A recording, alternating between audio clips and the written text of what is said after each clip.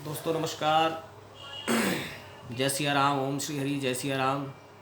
जय गुरु महाराज की निरंतर जपते रहो, ओम श्री हरि, जय सिया राम।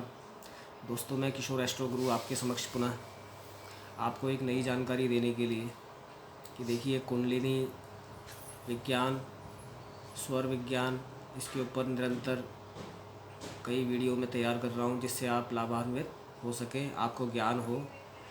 जो चीज़ें होती चली जा रही है तंत्र मंत्र के चक्कर में जो लोग लगे हुए हैं, सब शून्य है, जीरो है, क्षणिक लाभ, आगे जीवन अजीब है। फिर तो दोस्तों असली जो है उसको अपनाएं, उस पे आप निरंतर साधना रत रहें, राम नाम जपते रहें, अपने शरीर के अंदर कुंडलिनी शक्ति का जो विज्ञान है उसको समझें, अपने जीवन में लाभान्वित हो सके, दूसरों को भी लाभान्वित करें, समाज के कल्याण की बात करें। तो दोस्तों आज की जो बात है हम लय योग के अंग, इसके ऊपर हम बात करेंगे। यम नियम स्थूल क्रिया, सूक्ष्म क्रिया, प्रत्याहार, धारणा, ध्यान, लय क्रिया, समाधि, लय योग के अंग है दोस्तों। सूक्ष्म क्रिया के साथ स्वरोदय साधन का, प्रत्याहार के साथ अनुसंधान क्रिया का और धारणा के साथ षट चक्र भेदन का संबंध है दोस्तों। वायु से 2 उंगल ऊपर और उपस्थ से 2 उंगल नीचे, चतुर उंगल विस्तृत समस्त नाड़ियों का मूल स्वरूप।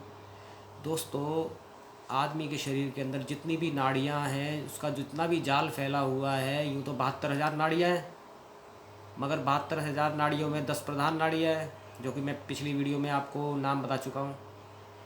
अब 72,000 नाड़ियों का नाम गिनेंगे तो आप कंफ्यूज खुद हो जाएंगे।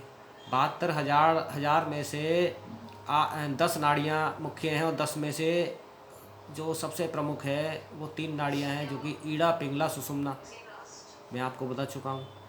तो दोस्तों इसमें जो वायु से 2 उंगल ऊपर, उपस्थ से 2 उंगल नीचे, चतुर उंगल विस्तृत समस्त नाड़ियों का मूल स्वरूप, पक्षी के अंडे की तरह एक कंद विद्यमान है।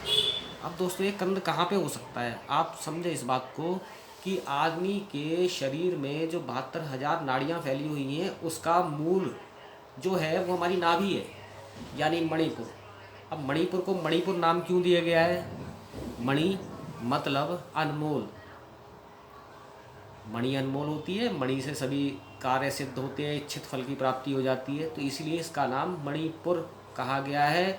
यही नाभि से पूरे शरीर के अंदर नाड़ियाँ फैली हुई है दोस्तों। 72,000 नाड़ियाँ जो हमारे पूरे शरीर के अंदर कार्य कर रही है, जिसके अंदर 10 प्रमुख है, 10 में से 3 प्रमुख हैं, तो ईड़ा, पिंगला, सुषुम्ना भी इन्हीं से जुड़ी हुई है। अब आप इसमें देखें, इसमें योग शास्त्र की 3 नाड़ियाँ तो मुख्य, ईड़ा, पिंगला, सुषुम्ना, इन तीनों नाड़ियों का स्वर में वर्णन जो कि मैं कर चुका हूँ, इसलिए स्वर का योग से संबंध है। अब स्वर का योग से संबंध है, आप स्वर को जब तक नहीं समझ सकते जब तक आप निरंतर अभ्यास न करें, गुरु के बताए हुए रास्ते पे चल के निरंतर अभ्यास ना करें दोस्तों। तो चंद्र रूपिणी ईड़ा मेरुदंड के वाम भाग में, सूर्य रूपिणी पिंगला मेरुदंड के दक्षिण भाग में। अब देखिए दक्षिण भाग हमारा राइट हैंड साइड है और वाम भाग हमारा लेफ्ट हैंड साइड है दोस्तों।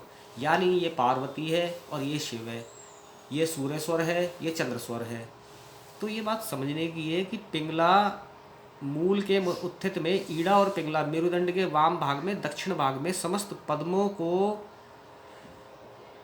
भेदन करके आज्ञा चक्र पर्यंत धनुष की तरह जाकर भ्रू मध्य के ऊपर ब्रह्मरंध्र मुख में संगत।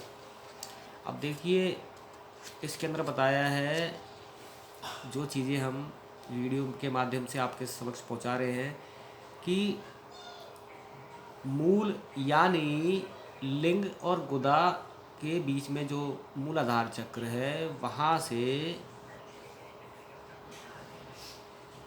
जो नाड़ी है वो धनुष के आकार में जाते हुए भ्रू मध्य तक आती है। यानी मूलाधार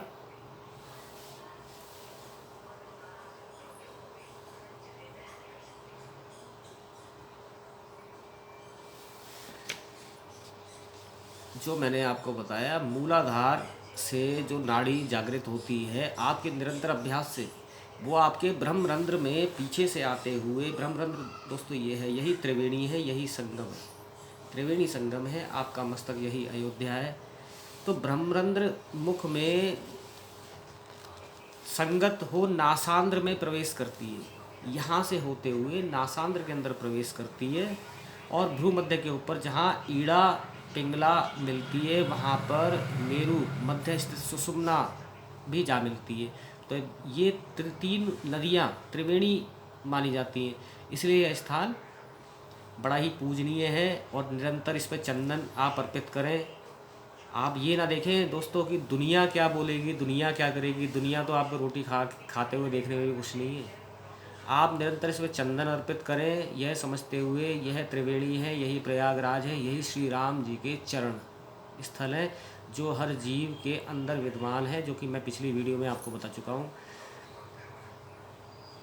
क्योंकि शास्त्रों में भी दोस्तों इन तीनों नाड़ियों को गंगा यमुना और सरस्वती कहा गया है। इस त्रिवेणी में जो योगी अपनी आत्मा को योग बल से स्नान करा सकते हैं उनको मोक्ष की प्राप्ति हो जाती है। जो परम पद की प्राप्ति मैंने आपको बताया, मोक्ष की प्राप्ति, निर्वाण हो जाना, श्री हरि में समाहित हो जाना। अच्छा, इसी प्रकार योगी ने कहा कि पर्व का दिन हो, त्रिवेणी का संगम हो और वहाँ इस तरह विधवा स्त्री से भोग किया जाए तो सीधा स्वर्ग को जाए। लेकिन दोस्तों मैं समझता हूँ कि सीधा स्वर्ग को ना जाए, सीधे परम पद की मोक्ष की प्राप्ति हो जाए, यही सत्य है। क्योंकि शरीर में मन पति है, बुद्धि स्त्री है, मन इच्छा प्रकट करता है तो बुद्धि उसकी पूर्ति करती है। अब मैं आपको उदाहरण समेत समझाने की कोशिश करता हूँ। जैसे पर्व का दिन रामनवमी, मेष संक्रांति, गंगा दशहरा, गुरु पूर्णिमा, विजयदशमी, शरद पूर्णिमा, गंगा स्नान, ये सब पर्व के दिन है दोस्तों। और हमारे ही शरीर में गंगा यमुना सरस्वती, जिन्हें मैं ऊपर पहले ही बोल चुका हूँ, मैं आपको बता चुका हूँ, वह बहती है। जिस वक्त सुषुम्ना नाड़ी चलेगी तभी समाधि होगी, और जब हम मन को मार देंगे तब स्त्री रूपी बुद्धि मन रूपी पति के मरने पर विधवा हो जाएगी। तो उस समय प्राणवायु बजाय हृदय के मस्तिष्क में पहुँचेगी जहाँ बुद्धि के रहने का स्थान है, और पास बैठने का नाम ही दोस्तों भोग है।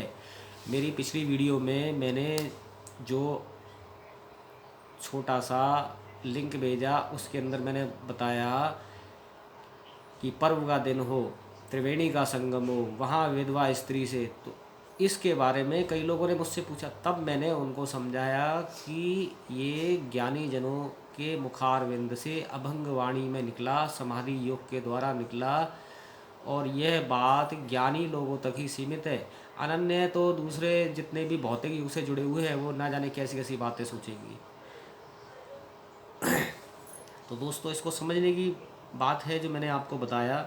पास बैठने के नाम को भोग बोलते हैं, और यही भोग बोला जाता है जब हमारे प्राण कपाल फाड़ के निकलते हैं, स्वर्ग ही नहीं उससे भी अधिक, यानी ईश्वर के श्री चरणों तक पहुँचते ही पहुँचते हैं। अब मूल कल से लेके ब्रह्मरंध्र पर्यंत्र विस्तृत सुषुम्ना नाड़ी के 6 ग्रंथियाँ जो षट चक्र कहलाती है दोस्तों। योग क्रिया के द्वारा मूल आधार स्थिता निद्रिता कुंडलिनी कुल कुंडलिनी को जागृत कर इन 6 चक्रों के द्वारा सुषुम्ना पथ में प्रवाहित करके ब्रह्मरंध्र के ऊपर सहस्त्रदल कमल स्थित परम शिव में लीन कर देना ही लय योग है। वही परम पद को प्राप्ति करना कहलाता है दोस्तों। आप देखिए कुंडली जागरण में सर्वप्रथम जानने योग्य तत्व क्या है? षट चक्र। षट चक्र क्या है देखो, इस बारे में इसकी शरीर में कहाँ कहाँ स्थिति है जानना बहुत ही आवश्यक है, जो कि मैं आपको पिछली वीडियो में बता चुका हूँ। दोबारा बता रहा हूँ। मूलाधार, स्वादिष्ठान, मणिपुर, अनहत, हृदय चक्र है ना, विशुद्धि चक्र, अजनीय चक्र, सहस्त्रार। तो दोस्तों ये चक्र जो है, प्रथम चक्र का नाम मूलाधार पदम गुदा के ऊपर और लिंग के नीचे सुषुम्ना के संधि स्थल में स्थित है दोस्तों। अब इसके 4 दल है, 4 पत्तियां हैं इसकी, व श श स, ये वर्ण 4 दल के, ठीक है, यानी व श स षटकोण का, स सलगम का और स सरोते का, ये 4 इसके वर्ण हैं, 4 इसकी पत्तियां हैं। इसका रक्त वर्ण यानी खून के समान इसका रंग है, इस चक्र की अधिष्ठात्री देवी डाकिनी। इसका बीज मंत्र है लम। यंत्र का रंग पीला और बीज का वाहन ऐरावत हस्ती यानी ऐरावत हाथी है देव और देव ब्रह्म है। आधार पद्म की गहर में वज्रा नाड़ी के मुख में त्रिपुर सुंदरी का निवास। स्थानिक त्रिकोण शक्तिपीठ है। वह कामरूप कोमल और विद्युत के समान तेज पुंज है। उसमें कंदर्प नामक वायु का निवास है। वह वायु जीव धारक बंधु जी पुष्प के समान विशेष रक्त वर्ण तथा कोटि सूर्य प्रभावशाली है। उक्त त्रिकोण शक्ति पीठ में स्वयंभू लिंग विराजमान है दोस्तों, जो पश्चिम मुख तप्त कांचन तुल्य कोमल ज्ञान और ध्यान का प्रकाशक है। इस स्वयंभू लिंग के ऊपर मणाल अर्थात कमल की डंडी के तंतु के सदृश सूक्ष्म तथा शंख की भांति 3.5 वलयों के आकार की सर्वतुल्य कुंडलाकृति नवीन बिंदुमाला के समान प्रकाश शालिनी कुल कुंडलिनी निज मुख से उस स्वयंभू लिंग के मुख को आवृत करके दोस्तों सोई रहती है। और उसके प्रबोध की क्रियाएं अति कठिन और गोपनीय गूढ़ रहस्य जो गुरु के कृपा से ही ज्ञात हो सकता है, अनन्य किसी भाव से नहीं। देखिए, हमने आपको मूलाधार के बारे में बताया, मगर हमने आपको एक चीज़ और बता दी, जब तक गुरु शरण नहीं होगे कुछ नहीं मिलेगा, क्योंकि गुरु के चरणों की सेवा ही पूर्ण पार ब्रह्म के पूजा तुल्य है। तो दोस्तों, मूलाधार को आपको जागृत करना है। इस सर्पणी जो 1000 फन लिए हुए हैं, जिसको कुंडलिनी कहते हैं, जिसको कुंडलिनी शक्ति भी कहते हैं, जिसको बहुत सारी चीज़ें, तो आपको ये प्राप्ति करनी है। दोस्तों, हमारी वीडियो के साथ बने रहें। आज मूलाधार के बारे में हमने बताया है, हम अगली वीडियो में आपको और बताएंगे, स्वर के बारे में बताएंगे। इसका जो अगला चक्र है, मूलाधार से अगला चक्र स्वादिष्ठान, इसके बारे में बताएंगे।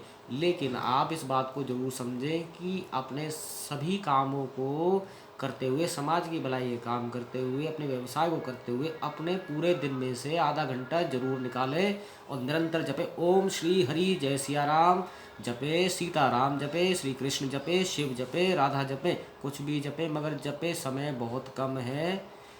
ये समय ईश्वर प्राप्ति का है। निरंतर जपे, बने रहे, सब्सक्राइब करें, लाइक करें, शेयर करें, जिससे कि मैं नई नई वीडियो डालूँगा। अगर सब्सक्राइब नहीं होगा, कमेंट नहीं होंगे, लाइक नहीं होगा, तो मेरा मन ही नहीं करेगा, मैं क्यों किसी को बताऊँ। ठीक है, तो आप इस चीज़ में लगे रहें और निरंतर ओम श्री हरि जय सिया राम का जप करें। अपने जीवन को धन्य बनाएं, सफल बनाएं, इस शरीर में आने का लाभ उठाएं। कुत्ते बिल्ली सुअर की तरह ऐसे नहीं मर जाना है। ईश्वर की प्राप्ति करें, निरंतर हरि जपे। ओम श्री हरि जय सिया राम, ओम श्री हरि जय सिया राम, ओम श्री हरि जय जय सिया राम।